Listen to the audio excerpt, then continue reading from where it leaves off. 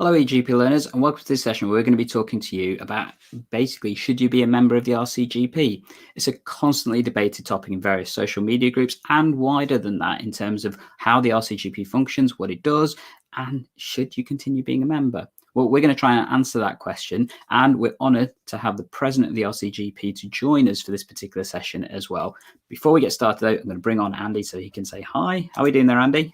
Good morning, Gandhi. I'm really excited about this morning's episode. It's going to be great to talk to Amanda. And this is a question that comes up so often, particularly with younger colleagues who have just done their MRCGP. And in those first few years when cash is a bit tight, and they're often asking themselves this question, should I continue my membership? So very keen to talk about this. Absolutely. And just before we get started, before we bring on Amanda herself, a slight little declaration from ourselves. So both me and Andy are involved with the college in various different roles. So myself, I'm a nationally elected member of the council. As well as in the past, I've held various roles, including chair and treasurer of the local faculty, First Five and AIT rep, and currently still am a board member for the local faculty. I know, Andy, you've had similar roles as well. Yes, I'm currently still a board member of the RCGP Vale of Trent faculty and been a previous ONSEC and previous First Five lead on that board as well. So so we're all RCGP members here this morning, but this is an important question, and I think we're fully prepared to represent the views of non-members to Amanda and to each other and sort of debate and discuss things. Absolutely. And for that reason, we have asked various questions, and we've had loads of questions come in to us from various places to ask Amanda. Additionally, once we've gone through most of those questions, we're going to offer you the opportunity for joining us live on stream as well. So if you do want to do that, couple of quick things. Clearly, you need to have decent audio, so make sure you're somewhere quiet so that you could join us. Make sure you've got a decent camera so that the background and everything else doesn't look embarrassing and that kind of stuff. Clearly, we don't want any of the BBC interview situations and things. And again, we'd like to keep it civil as well. I know sometimes this topic can get a little bit emotive for some people, and we're here to clearly talk about both the pros and the cons of membership, but also to keep it civil and sensible and things. But with no further ado, let's bring on Amanda. How are we doing there, Amanda? Hey, good morning. Thank you very much, guys. And hello, listeners. I'm Amanda Howe. I'm the current president of the RCGP. I'm a GP in Norwich, and I work at the medical school there as well. So very nice to be invited. Thank you. Looking forward to the discussion. Absolutely. And again, thank you for joining us. I must admit, when I approached the college to ask if somebody could join us, I was really pleased and happy to hear that you were going to be able to join us, particularly since it's a Saturday morning. I was not expecting that at all. So absolutely, thank you for making the time to join us today. So we've had lots of questions that have come through to us about being part of the RCGP and membership and everything else. I guess just to start off, it's probably worth going with the main question, the one that absolutely comes through most of all. And with that is simply, what do I get for my membership fee? Would you mind explaining that to us, Amanda? Sure. So I think I'm going to say two different things. I might speak personally about what I feel having, you can see I'm at the end of my career, and I actually have been a member ever since I did my training, when you didn't have to do the exam, guys, but I actually chose to do it. And I've often talked about this with younger members, and I think the things I've got in my working lifetime are the things that we think membership offers. So first of all, there's a degree of professional status. You hold the college exam that shows that you're competent at that stage to be a GP. That's what membership exams are all about. And there was a time when all the other colleges had one, but we didn't. And that's still true in some other countries. And it kind of weakens the specialty status compared to others. So some of it was professional status, some of it was professional identity. So again, it's wearing the badge. I'm a college member, and my identity as a professional is as a GP. Now, I'm sure a lot of people say we don't have to have that, but we'll come back to that one. So status and identity is definitely one of the reasons to join and to stay joined. The second one was networks. It offered me, and it offers you, networks at every stage of your career. So whether it was when I was younger, having some older GPs who weren't in my bit of the city and weren't in my partnership, to ring up and say, Stephen, this is happening. What should, have you got any advice for me? Different perspective, but also peer networks. So, the AITs become a community, the First Fives become a community, those who are interested in international work, etc. So networks, definitely. CPD, a lot of us draw on college resources for our professional development. You know, in my day, it was the private hospital with the consultants. That didn't really work for me as a GP. So having our own products that are relevant to us, that are up to date, that we can access as a resource, that's a really important part, I think, as you go through your career. And I still use the college resources for my CPD a lot. And then other professional opportunities. So whether it's conferences, webinars, local faculty involvement and support and faculty events, etc., that all comes into CPD. But also career opportunities. So whether it's mentorship, we've just got a new mentorship platform again. People might want to know more about that. But getting those sort of, if I become X, what's involved with that? The GP educators group or whatever. So I think networks and career opportunities at different stages, even students, AITs and so on. And then probably the last, but also a very big important thing is representation and advocacy. So as well as giving people in the college an opportunity to represent their views to other parts of the college, you know, whether that's chair of council or whatever, but also we do an enormous amount of work about advocating for GPs to other bodies. And again, you know, I'll maybe talk a bit more about that. So that's a very broad brush, but actually, you know, if that's the sketch about what members get, can you think of anything else I've missed, guys? Well, I think there's definitely a lot that's been mentioned there. I was actually going to reflect on a couple of those, if that was all right. So particularly you mentioned the networks parts of things. And I guess it's important for our EGP learners in particular to realise that actually, if it wasn't for the college, this EGP Learning podcast may not actually be functioning. So both myself and Andy met through one of those first 5 networks when I came back to Nottingham. And actually that was the first, that's how we got to know each other. And then through the various things that we've done with the college, that strengthened that, relationship that we've had. And that's where the idea of this entire stream came from. So to be honest, yeah, absolutely. The networks has its real potential for benefits in terms of how it can help with things. Yeah, but actually, that's a really interesting point, isn't it? Because it also shows something about how it's not always going to be badged as the college when something else happens. So in my career, you know, I've met people through the college networks. I've done work with people who I know are active in the college, but we might be in a committee or a local stakeholder meeting, and we're not saying this is being done by the college, but we're kind of fueled by some of that and the thinking and drawing on colleagues from elsewhere. So it's also part of the infrastructure of life, even if it doesn't always wear a college badge. I was going to reflect as well, and I think probably the most valuable thing for me is the networking as well. I think, and that's something that's really difficult to quantify and to understand the value of, even to yourself. But as Gandhi says, that's how I met Gandhi. I did my MRCGP in Birmingham and then moved to Nottingham afterwards. And I think Gandhi had moved from Leeds, I think. And it was just a fantastic way to get involved with the faculty and meet people locally. And I've made a lot of connections with people at different stages in their career, not just sort of peers like Gandhi, but people further on in their careers that have actually been really, really helpful in terms of my development as a GP and in the sort of leadership structures. So I think that's really important, and it's really difficult to put a price tag on that, I think. Agree. And I guess if I could go a little bit more deep into one of the other parts you mentioned, so the representation part of you. I know often people sometimes get confused between the various different organisations in general practice. So obviously we've got the BMA as our union in terms of representing employment and various other parts, including the contract side of things with general practice. And we've got the RCGP, which predominantly seems to focus more on quality and standards and education and some of the other things that you mentioned.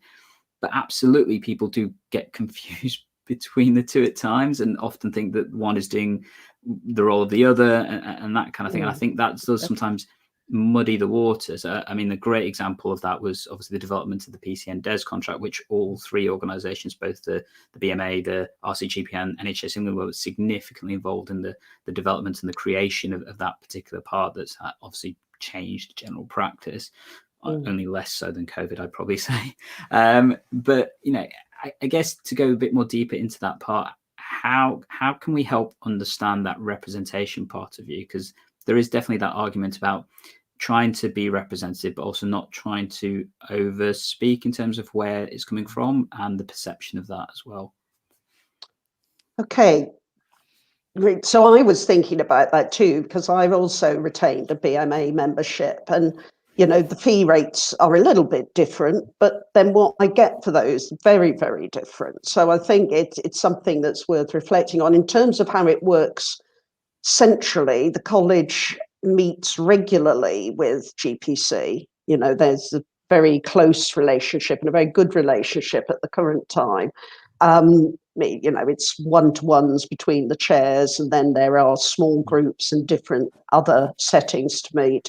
And when they go to speak to external, stakeholders, so government, NHS England, whatever, often they, co-badging a line of discussion, but both of them need a voice at the table for the reason that you've said, that the remit for the GPC and BMA is about terms and conditions, and the remit for the Royal College is about professional development and standards.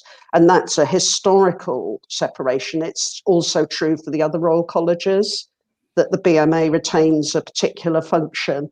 And in another way, I think that's possibly quite useful, because sometimes, there's a fight around terms and conditions work, where the remit of saying, yes, but when you're doing the job, you've got to reach this standard for the sake of patients, and this is how we're going to help you to develop those competencies and retain them, is a very different emphasis. So if people, I think sometimes people are confused because they've not yet got involved in either. I know some of the young doctors who started to observe on council or go to the LMC, they're beginning to unpick what the different organisations do, because they're actually getting the experience. And one of the opportunities that your professional membership offers you is to get involved and find out. And so if that's something that people aren't clear about, I'm sure there are ways of being clearer, but certainly once you're doing the job at the table, I don't find it confusing. You just have to make it work effectively for GPs to get what we need out of it for those different reasons. Mm-hmm. Amanda, can I ask a question? And this relates to how much the college says about the sort of working conditions, well-being of GPs. It's just a question that's just popped into mind, really, because over the last few years, probably most of the conversations that I've been having with colleagues around how they're operating as GPs has been about people feeling overworked, struggling to recruit, to support their practices, conversations around well-being and resilience. And this has really been quite a dominant theme in the past few years. And people have probably been talking less about quality and standards over my perception. And that's an area where the college, I suppose, traditionally would have said yes. And it is saying more.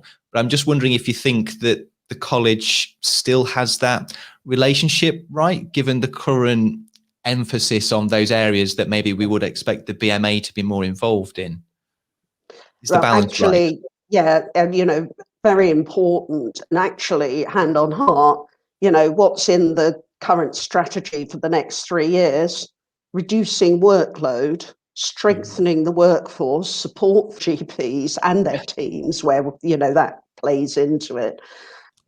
Building recruitment and sustaining, and reducing unnecessary bureaucracy and requirements, and the appraisal things just shifted a bit, and with our support, etc. So I think, and also in the last 18 months, and we'll maybe come back to the situation created by COVID, we put quite a lot of time and energy, even more time and energy than we did before, into well-being and well-being resources and well-being advice.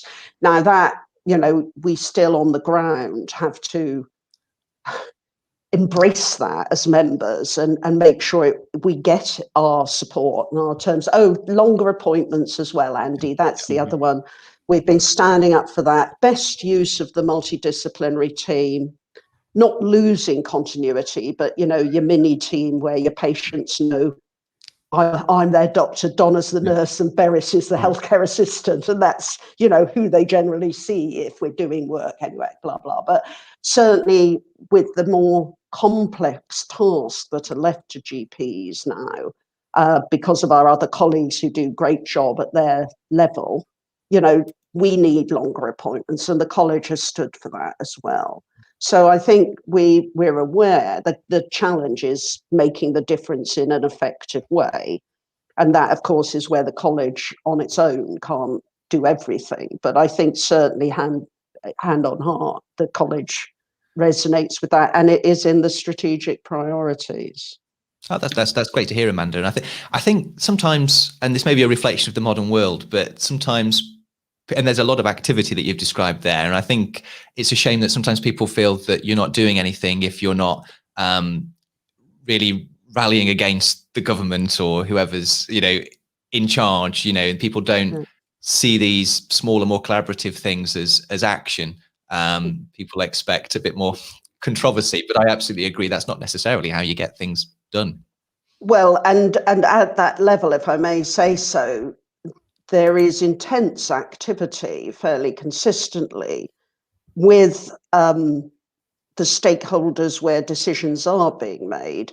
It's just that, you know, it's not always visible to the media or to members because it's happening in a politically tactful way. You know, you don't go and shout about things till you've got a result sometimes. That's not effective leadership. It depends what the challenge is and how you're going to meet it. Having said that, though, I think the weekly blogs from the chair and the profiles of our media coverage do show members where we've been and where we've been active. We're pretty transparent in it. Council gets a report every time of the chair's meetings and core activities. It's not that we're meeting offline. It's just that, you know, if you're going to a government minister, you may not come out and tweet about it immediately because that's not the best way to get a good result. But I do think that there's a lot of activity at advocacy level, and it slightly surprises me when people say they don't see that. It's maybe just because we're all so busy. Unless you do read down the chair's blogs to the media stuff, you don't necessarily see it. But from the seat that I keep, and it's not the president's remit, but I see colleagues, you know, other officers really, really, really active in that sphere. Mm-hmm. And I guess just to punctuate that, so I've put a couple of comments up. So we've had questions about, you know, how does the college represent GPs? We've had an amazing question from Sonali about where does the college see itself defining the evolving role of general practitioners, which we've talked about some of that already. More specifically, she's asked a second one, though, about do you think the college represents the views across the contractual status, so partners, salaried and locums? I guess that comes in part with some of the communication things that you mentioned there, Amanda. I think from my perspective, like you said, I think there is work being done. It just may not always be communicated in a way that is apparent to the membership. Would you disagree with that? Well, again, I mean, actually, I'm happy always, we are all happy to hear from members more about how to make the communication more effective, because we all, you know, can learn from different feedback. But I think it's also the question about the evolving role and the contractual status. It's also about having the conversations that actually address those. And again, I think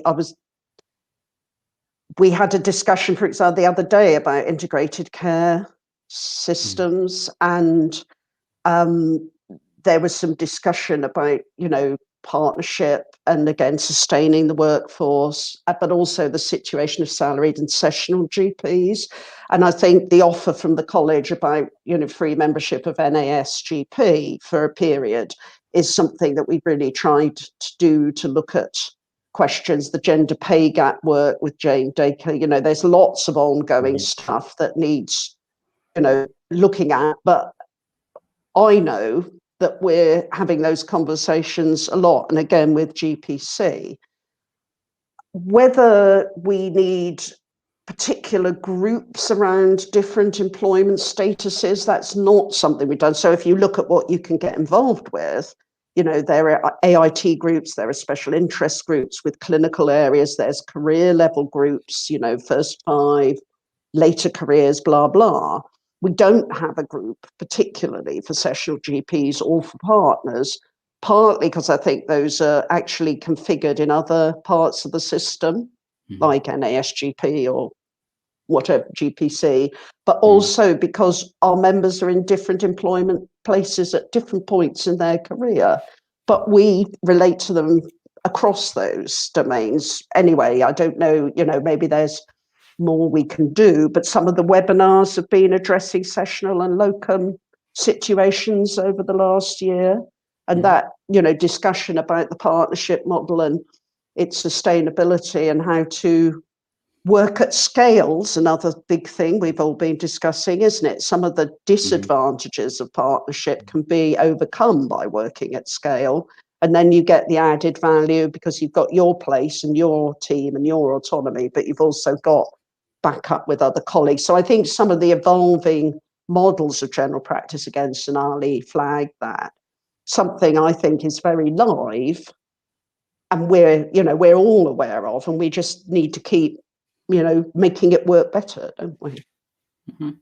So if I can change tack slightly and go to a little bit more of the kind of numbers side of things. So we've talked about obviously what we get for our membership fee. I guess what would be nice to know is, so, how is the membership fee used within the college itself? Are you able to give us a guide in terms of, for example, I've paid my membership for the next year. Where does my money go? Sure. So actually, in terms of the income stream for the college, membership fees are about 40%. And all that money, out of that money, what you get is the CPD offer. The COVID hub, of course, this year has been enormous, and hopefully people have found that useful because we put a lot of time and energy into bringing down the evidence as soon as it was emerging and giving people guidance and updates. So that's been very live as part of the online offer. Running events, although we aim to make those break even. But obviously you have to have some money in the system to set things up, whether that's at faculty or national level. Although then if it's got a fee related to it, but some of them are free. The webinars have been free. So CPD events, membership services, the support for faculties and members who represent us, council officers and so on. The digital platform, so the website for everything it does, whether it's membership, fellowship, as well, the webinars and so on, that's one of the things that membership fees go into. And the tech support for that, which anybody who runs a business will know that as digital platforms increase, the investment in that needs to increase as well. And so some of the membership fee goes into that. New support mechanisms, so whether that's the generic support of your faculty, but also I mentioned the new mentorship platform. And the trainee portfolio would be another example, and the work we do with students, which isn't very high cost, but most people are interested. GPs teach, don't they? Because they want to get people interested in general practice. I've got a whole cadre of fantastic GP teachers in Norfolk and Suffolk, and that's often where people start to be interested in the specialty, and the college has mirrored that with some of the work we've been doing, Discover GP, the medical school stuff. Again, you can see on the website, and a bit of membership fee goes into that. What else have we got? Gosh. Oh, and the policy and communication side. So there is a section of the membership fees that underpins that stuff that we've been talking about, whether it's communications back, but also to external stakeholders. We've got a big policy team. Well, I say big, it's never big enough. But when I first became an officer, we had no policy staff at all. And now we have, 6 or 7 fabulous people doing those media connections, making the relationships, getting us the appointments where we need to be, getting our voice seat at the table so that when the officers and the other representatives go, they've got some staff briefing and, background. And I think that's, so representation and advocacy is another place that the membership fees go. Amanda, that's probably. Can I ask a question, Amanda? It's Yeah. I'll just check I've covered everything I thought I was going to cover. Have a look at your notes while I just vocalize my question. So, because we had a number of questions around sort of value and where the money goes when they pay their membership fee, which is fairly considerable at £544. I think it's the most expensive out of the GMC and the BMA membership and so forth. When I get my council tax bill, I get a breakdown with it in a little leaflet, how much goes to the fire brigade and police and crime, refuse collection, things like that. And that helps me feel a little less grudging about paying my council tax in a way, because I can see where it's gone. And I was just wondering if that's something that the colleges could consider, whether that might be a good idea, because a lot of the questions are about just where does it go? Yeah. Well, let's see what we can get from this call and come back to people on that, because certainly, again, at council, Gandhi, sometimes at council, we get those sort of pie charts in the treasurer's report, and we get the membership statistics, and council members can ask questions about that. And so I'll check with the treasurer about what we got that's public domain, and maybe, one of the briefing documents. I don't see a big problem with that. He may say it's already there. That's again that thing, isn't it? As a member, if you haven't seen it, you think it's not there. But I promise to have a look at that. The only bit I didn't mention, of course, is the infrastructure. So some of the membership fees go into the HR and the property staff and the kit that enables any business to keep running. Having said that, we also get, income from investments from the commercial side of Euston Square. And so, there's money coming in that supports what we offer members that isn't derived from membership fees alone. So that's the other bit. But certainly some of the costs are on that core function stuff. Yeah, no, excellent. Yeah, I sometimes wonder if leading the way with transparency in terms of income and expenditure within the realms of what's possible given commercial sensitivity and so forth, might be a good move for the college, to blaze a trail in that way. Sure. And well, let's look at that. But I also think, again, it's something about if you're involved, if you go to a faculty board, if you're on council, if you're the faculty treasurer, the more you get involved with the college, the more you know anyway. So that's not a saying no, because I think you're saying yes, but for the general members, Amanda, could we have a pie chart and a breakdown? And I'll ask Steve, I'll tell him, that question was asked. Because certainly we're seeing it at core, so why not? Agree, and I can see Sonali's asked similar things. So about council bills, I think that's probably where Andy may have got some of that question from, and stuff. And I think some of that may also help to deal with some of the myths that we sometimes hear. So the fact that our membership money goes to pay for Euston Square, and that's all it does, or fund the mythical wine cellar that sits underneath the RCGP, and all this kind of thing. So I think having a bit more transparency in terms of what happens with it, and like you said, Amanda, I think some of that actually does exist in the public face. But it's just so buried in different places that actually reminding people on a regular basis is never harmful, because actually then it helps with the transparency side of things. Absolutely. I think the only other thing is the level of detail, because of course sometimes the more you see, oh, international, what's that about? And you then have to unpick what's fee for service with a project that's been specifically sponsored versus what's core for membership fee, which incidentally for international is just supporting our members who are overseas, and the Wonka membership fee that enables us to be part of the global network, which is about cost of about a cup of coffee, if I remember correctly. So it's anyway, we can answer questions if people see the breakdown. Amanda, just while we're still talking about issues around sort of membership and fees, I was just wondering, because I'm not quite clear myself, what is currently happening with membership? I know there was a period of time when it was increasing, probably attributed to people having their exams and then retaining membership for a period of time afterwards. But I'm just wondering what's happening with membership at the moment. Is it still increasing? Has it leveled off? Is membership decreasing now? It's not decreasing, but more people are leaving than we'd like. Having said that, I've looked at the membership statistics for a couple of months ago, which I had on my laptop, and we had, I think, 200 new joiners and only 20 leavers or something. And it was about 50-50 between the later careers and the first 5 and AIT level. So, but so with the membership is still increasing.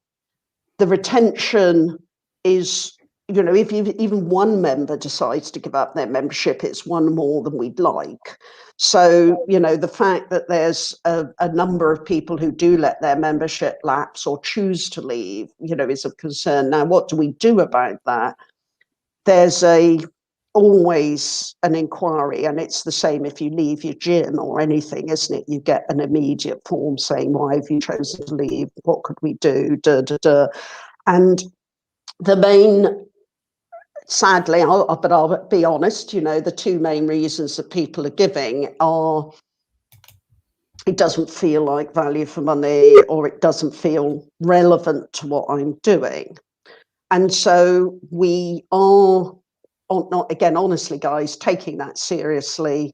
There are ongoing discussions, whether it's with your faculty. So if you're involved with the faculty about, what can we do to outreach more to members? What can we, do in terms of special communities, online communities, member forum that I started during COVID. We're looking at the next generation of that, because having an online community can often, again, give people a voice and enable them to ask questions and get engaged. Mm-hmm. But and making what we are doing as a college more visible to members without adding to the overload of information. I think that's the trick, because you can always send out another newsletter, but if people don't have time to read it, it's not going to help, is it? So I think the value for money question, each individual, once you see the breakdown and see the sort of things I've said this morning, maybe then people start to think, well, actually, yep, that is worth it. But it's also making sure that on the ground people do see that what we're doing helps them as GPs. So does that answer your question? It's still and I think somebody asked about, is it different at different points in the career? Now, obviously, what you pay in membership depends on your own working situation. There's different fee rates for different people's income levels. And if you're retired or if you're not working, that changes. But I think, we've been worried about the drop-off post-MRCGP. And that is still a challenge, even though it isn't quite as bad on the statistics I've got as people have been asking about. Could I just talk about that, Andy? Because I think, and Gandhi, because I think some of it's identity. And I've been very sad in this 18 months because we haven't been able to have any graduation ceremonies. And some of it sounds corny, but actually, that moment when you are celebrating with your family and you've got MRCGP, and traditionally me and the local faculty and other people were welcoming colleagues into the next stage of their community. I think that's one small thing that's gone missing out of many things in the pandemic. But I think there is a big switch from AIT when you're, as it were, trying to live up to and be judged by the exam, to the ideas that I was talking about earlier about, this is my professional body, it supports me, I get opportunities, I get networks, I learn to see how the world works, I get educational and professional support. And I think we need to really, really work hard on that transition, because I know that with the very short training and then going straight into independent practice, our specialty doesn't necessarily get that same bridge And that's where the whole First Five initiative came from. And I think faculties, again, are really trying hard to do that. And our young advocates who are in the First Five community, trying to help their peers to sort of learn what else the college can do for them. So I think that's something partly because of the, seeing that visible drop off, but it's also actually doing something with that early career part. And the new e-portfolio for First Fives that's being worked on, again, hopefully it'll give people some additional support and structure. Mm-hmm. Cool. Thanks, Amanda. Amanda, you mentioned faculties a number of times there, and I remember before Christmas we were having a discussion in faculty, and actually it was about the future of the faculty itself and whether we still needed a Vale of Trent faculty. This was in a way quite surprising to me, given that most of the people there on a Thursday or Wednesday night at 9 o'clock when we were talking, we're not being paid to be there. The faculty were volunteers. There is a bit of support. Well, there is a considerable amount of support and facilitation from somebody from Central College to help support the faculty. But actually, it felt to me like faculties are a great way to engage people locally, and actually, if the faculty were to be dissolved or merged, you might even find actually faculty board members drifting away from the college. It just felt quite counterproductive to me in a way. And also, we'd had a question about just commenting on what they felt appeared to be increasing central control of CPD events ran by faculties, and that there's a sort of a shift to the centre and to consolidate that might be counterproductive. So I just wondered if you could speak to what you and or what the college feel is the future and the value of faculties. Thank you. Yes. Basically, faculties really do matter. And retaining a local face, whether that's even so I'm in the East Anglia faculty, and that already covers Norfolk, Suffolk, Cambridgeshire, which is a big area. Even within that faculty, we need to, keep our local, as it were, Norwich face and Suffolk face and so on.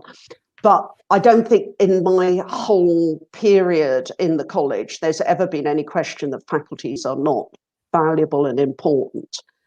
The discussion that's happened over the last couple of years has been partly about efficiency gains. So it's a little, and, again, colleagues who are active in faculties, as I know you both are, will have seen that we've had a big period of consultation.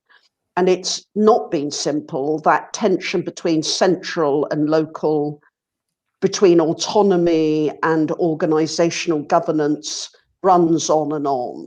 And that's not just, a problem for the college. It's always an axis in a diverse organisations. But coming back to that, I think some of the discussions has been the same about as upscaling, which I thought, we're seeing in general practice. It's what can we do more efficiently, not to waste member fees, that we can join up across the different faculty regions. And a lot of that's been about staffing and premises versus the offer to members, so that actually we leave more money and time and efficiency for doing things for the members. Second comment is about, of course, the digital platforms making a lot of difference now. So I don't have to drive 100 miles to the college office in Cambridgeshire for us to have our faculty board meetings. Yay. And so the costs, the time, the transport, the personal effort, again, if we merge some of that physically, doesn't necessarily mean we stop doing things locally, but we have to, get off the idea that we do everything in a geographical office in the middle of the region. And then let's pretend if the whole of, the northern faculties think, well, we can do this better with a senior staff manager who works across the patch, but we still need our local X, Y, and Z. Fine.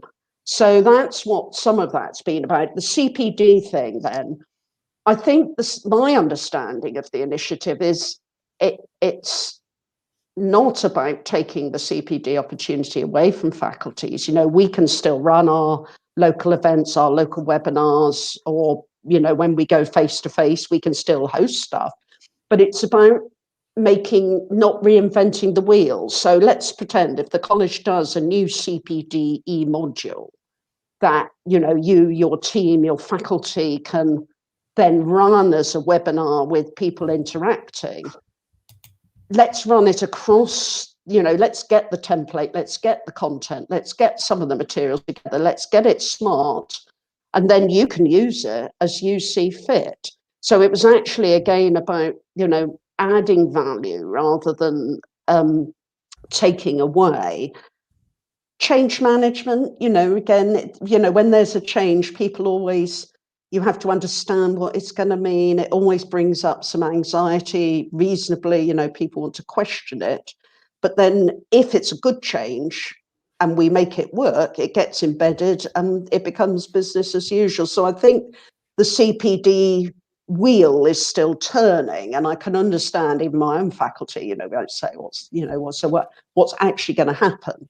But it went through council and the proposal was for sound reasons. And hopefully, if we work with it, it'll actually be added value for us wherever we're working. So I don't think the intention is over centralisation. It's more to sort of be more efficient and more effective. And if I can go a bit deeper into that then, Amanda, so one of the questions we did also have come through is that obviously we're paying membership, which, so this year's 544, though it is less depending on which of the other categories you look at. If I'm then paying for CPD courses in particular from the college, the variance between what I guess a member would pay and what a non-member would pay sometimes can feel a bit small. So the specific question we've got is, why can't my membership offer me larger discounts on RCGP CPD? Can you give us any guidance on that particular part of things? I'm not sure that I can immediately, because I saw that question, but I wasn't sure whether people were talking about sponsorship or conference. If CPD, let's take that one back to the guys at home. I'll give you a title. I don't know nothing. The cost, every activity that the college does, it'll be costed, and it'll depend on who the provider is, what the work has been that is needed to make it happen, who the audience is, what the likely uptake is, and then you decide your costs accordingly. And if you think you can make a big discount, if it's because it's going to attract a lot of non-members or whatever, you'll make a different decision. But in the absolute detail, I'm happy to take that back to the guys back at the ranch and say, well, it was specifically about CPD, so can you just give us a bit more of a picture of how that decision's made? But I'm sure it's made on individual and recurrent, business estimates. And some of CPD is free to members, of course, but people are asking about the fee-paying ones, isn't it? So, yes, and I think it's important to recognise, like you say, that some are quite a fair amount of the CPD that is offered is actually free for members, and that's, I know, been a direction that the college has moved towards over the past couple of years as well. But in terms of those answers for our listeners and viewers and stuff, we'll put those down in the show notes afterwards. Okay, so we've got that detail got and it. stuff. So, I guess the next question, which is probably one that we've had in different kind of themes and that kind of stuff, is and it's a slightly more personal question that's come from somebody, but and to phrase it, so I left the college 4 years ago as I didn't think I was getting any benefit for my fees. What can the RCGP do to change my mind? So I guess this is more targeting those people that were part of a college but have left for whatever reason. How can we show them the benefit? Yeah. This is a bit, if I was with a patient, I'd really want to tailor my answer very much to their personal concerns. So it's quite hard, isn't it? Because I'd want to say to that person who's asking that question, so just, what would you mean by benefit? Or what were you doing with the college before you left? What did work for you? And if they say, well, I actually never did anything really, you're in a different place than somebody who's tried to do something specific that hasn't worked very well, etc. But What would I do to change your mind? Well, we have some standard things. We do try to reach out to lapsed members, so they're, the membership staff side do go back to people and, say, would you like to reconsider? This is the current offer. In the last year, we've done the COVID hub, the mentoring platform, the advocacy, the representation to government, paint a picture and say, would you like to reconsider? Again, I think actually, in word of mouth, so colleagues, I might be at a meeting or I might be on a webinar and somebody will say, oh, Amanda, I stopped paying, because I just got fed up. I'll have that conversation. Faculties may know people who used to be active, and I've seen a couple of faculties have actually tried to run webinars for lapsed members. Now, of course, that's difficult because you don't necessarily have current contact details. But again, if we're feeling proactive and enthusiastic, we can put events together. And sometimes non-members come, again, when we were doing face-to-face, people would come to things and then sidle up and say, actually, I didn't let. And I'd say, well, have you enjoyed tonight? What would bring you back? What would I do to change your mind? I mean, the stock answer is going to be the things I said earlier. If you want professional advocacy, if you want us to, stand up for the profession, set standards, offer you additional CPD, offer you additional networks, offer you career opportunities, offer you platforms to tell us what else you want, you've got to be a member. If you want us to support, going forward for awards or, different things, you've got to be a member. Sometimes people come to the college and ask for support for things, and if they're not members, we can't do it. So I think it's, does that answer it? I don't know that I can add much more. I mean, it's something about the opportunity to have those conversations with people as they're leaving. I've actually, I have had resignation letters and I've talked to people. So sometimes it's personal, sometimes it's organisational, sometimes it's other communication strategies. Amanda, I had a conversation with somebody who was in a very similar position to that individual about 4 years post-qualification, and we were talking about the value of RCGP membership. And this individual, he values the college, but he questions the value of the membership. And he sort of was asking the question, but then he kind of threw a solution out there as well that I thought was interesting. Yeah.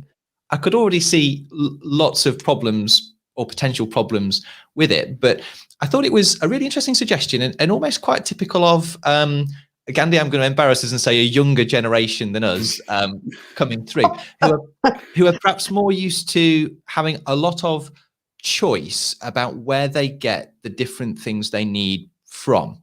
And this person almost wanted to pick and choose the bits he wanted, because he said, well, I don't really use RCGP for CPD learning because, I've got NB medical and I subscribe to that, or Red Whale, or then there are other providers out there.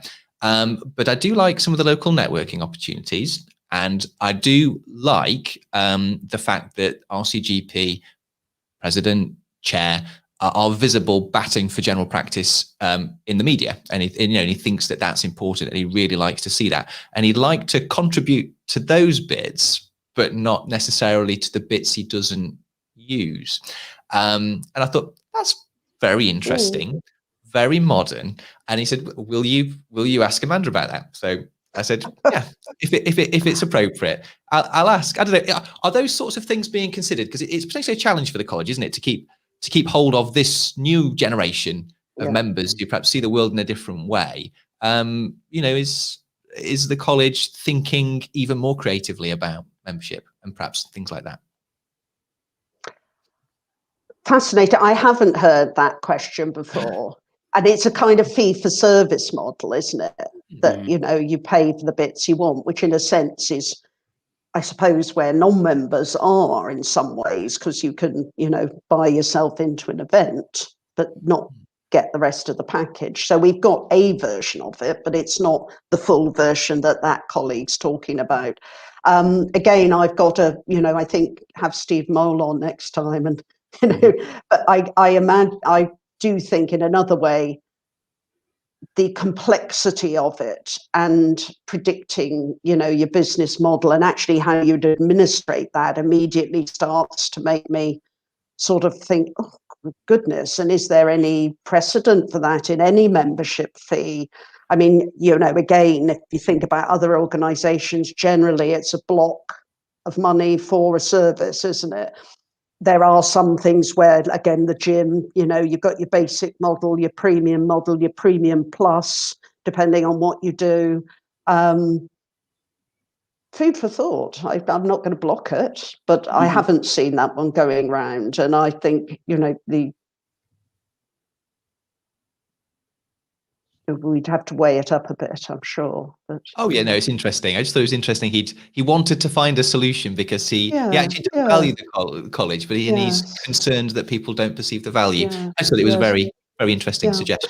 Just one other comment though, as you were saying that, I suddenly saw a picture of some of the first fives I know who are deeply engaged with the college. And who, aren't the ones who, I mean, maybe they are questioning it, especially when the bank balance comes in at the end of the month. But, still and I was thinking, so what is it that's happened for them? And I think, again, it's because they've found something that works for them in the community that they want to join. So Junior International Committee, or our local faculty leads, or our young GP educators and schools outreach groups, or our racial ethnicity and justice group. There are people who wouldn't think about giving up their membership because they're doing something on a platform of the college that matters to them. And I saw a fabulous, I'm hoping to share this with the faculty soon, but we've been mapping what boards have got what additional kind of special interest representation and membership.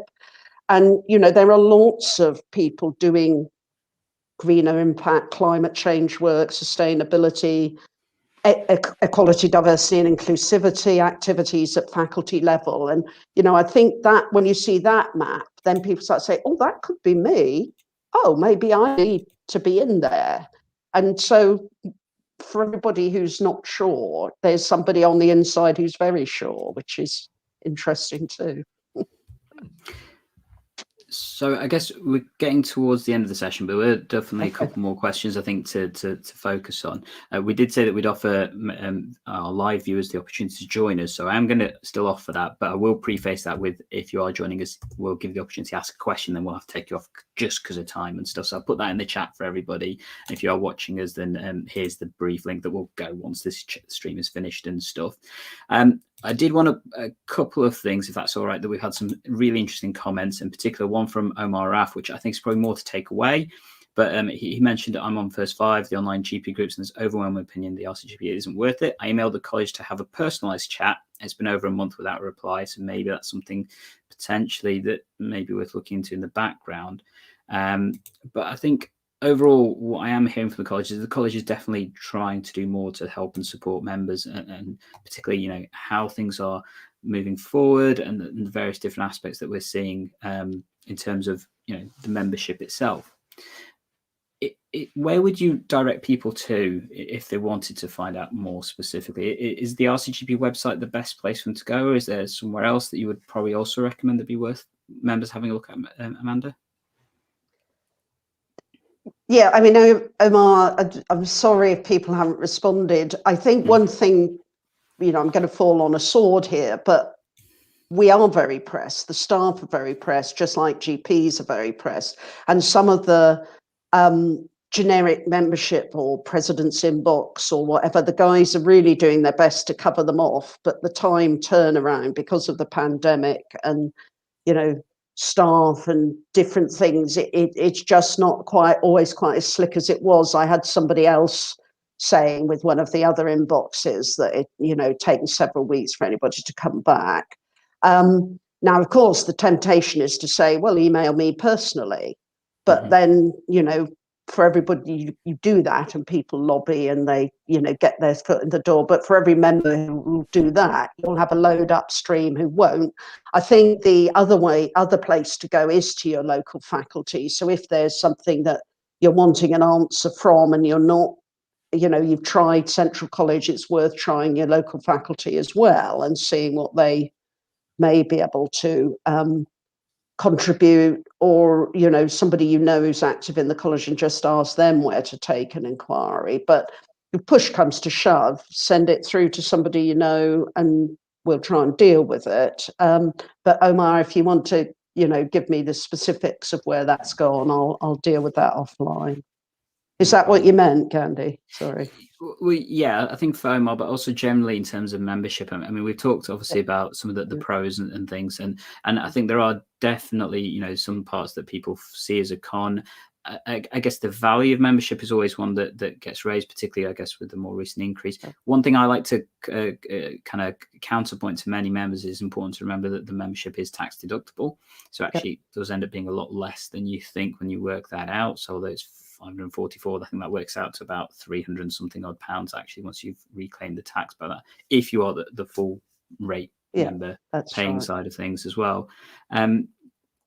But yeah, and Steve was saying, you know, the increase, if it's net, you know, it was slightly under £15 a head. It hadn't gone up for quite a while, even though we, you know, been doing business restructuring and so on. And so net, it's about £8.50, isn't it? Which is the price of 3 cups of coffee. Fair enough.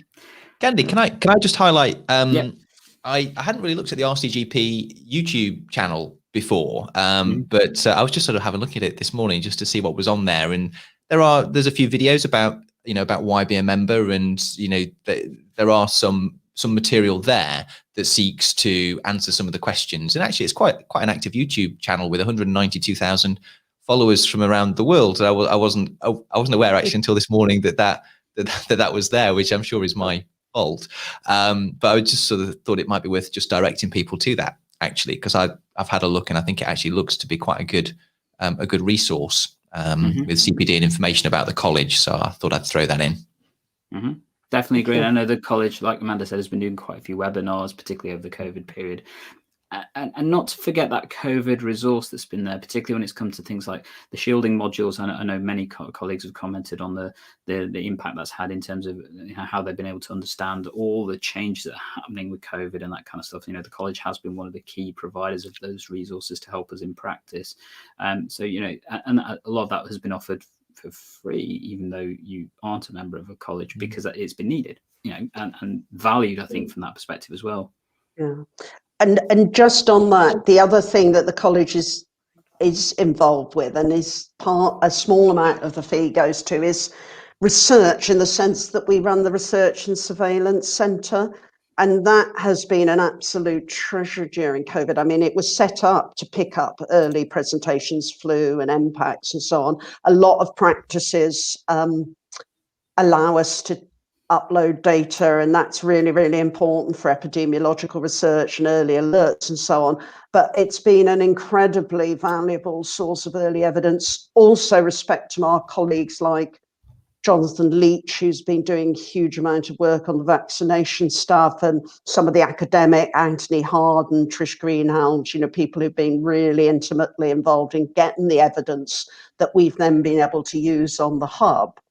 And the other thing that the Research Surveillance Centre is going into, I believe, although it's the next stage, is getting better workforce data. So people were saying, so, you know, can we unpick what the teams are doing and what the impacts of longer appointments are compared to repeat consultations? And we need to see more about this micro stuff. And the RCSC is definitely trying to get into that space and get us to help them with data that will then inform those debates about workload and roles and impacts of changing the way service work, which I think is really important too. So that's another hidden bit of the college, but it's been around for a long time, and it actually has really come, you know, its visibility has been better in COVID for sad reasons than perhaps members were aware of before. And so 2 final questions, if that's all right, Amanda. Sure. So number one, it's one I often get asked, and I appreciate you may or may not be able to answer this particular one, but if people were to leave the college, one of the most frequently commented things is about the use of post-nominals following leaving the college. could you clarify that point for us? Is that okay?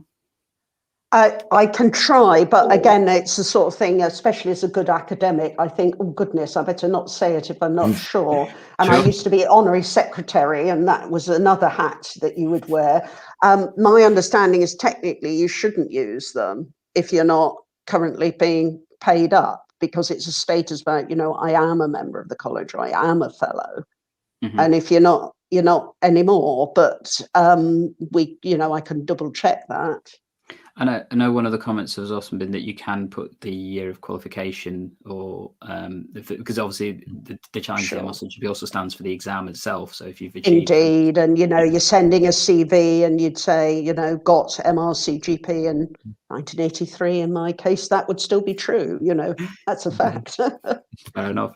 And I guess lastly, there are a variety, I think, of benefits of being part of the college. I know myself and Andy, clearly we speak from a place of being members of the college for many years, and you know, have plans to continue to do so as well. How would you summarize what the college means to you, and I guess the benefits to yourself? Because I think that's probably the best place to you know, for us to finish on and things. Yep. Well, so I've been a member, you know, it'll be almost 40 years, you know, a couple of years' time. And for me, the benefits have been, as I said, status, identity, the networks, the, you know, informal and formal support, the CPD opportunities, and then the vision of the other parts of a career in general practice over time. So the more I sort of went up, well, not up, but, you know, over time, people from the college, I was seeing people doing different things: clinical advocacy, clinical special interests, educational stuff, political activity. And it all felt like, you know, oh, that's what GPs can do. And then I made my specific choice. I was motivated by wanting to change medical education, and I put my foot through that door. And actually, that was my college faculty administrator sent me an advert for a job on campus in Sheffield and said, oh, Amanda, I know you're interested in, you know, influencing the university. They've just asked for GPs to help with X. And so I probably wouldn't have seen that because I was a young mum, 1 in 4, busy practice, blah, blah. She sent it to me. She made a big difference to my career. So opportunities, career opportunities, and then the advocacy. You know, we can't all be invited to speak to ministers, but I'm very glad to know that Martin Marshall's there on my behalf, you know, hitting his head again and again and again, knocking on those doors, because I do want a voice at that table, as well as I want, you know, people in my local community giving a really good service to their patients. And we're all going to be patients sooner or later. So that's incredibly valuable in every health system. So that's just a few. The international networks, you know, that's another thing, supporting general practice to develop further populations around the world. That's been a special interest of mine. That's not everybody's bag. But again, the networks and the status that the college has with other countries and for other colleagues is also really important. So maybe I'll leave it there, but if your listeners want to come back to me, they'll know where I am, and they're very welcoming. Thank you very, very much for hosting this. I hope it's been interesting for people, and, you know, feedback welcome. Definitely, and I think for us, we've definitely enjoyed having your knowledge and the experience in terms of the college itself, and you know, sparing the time to share this with us, and obviously our viewers and listeners as well. As always, EGP learners, if you did have any comments or questions, feel free to contact myself or Andy through either of the platforms. We're pretty much everywhere, especially myself. And we're always here to try and help understand the kind of content and things you want. Amanda mentioned about possibly getting Steve Mole, the treasurer of the college, onto one of our streams in the future. Definitely keen to help support that. If that's things people want. If that's the case, definitely leave a like down below to let us know you've enjoyed this content so we can create more of it. And as always, EGP learners, we're here to help tech enhance your primary care and learning and save you some time. And we'll catch you in the next episode. Bye.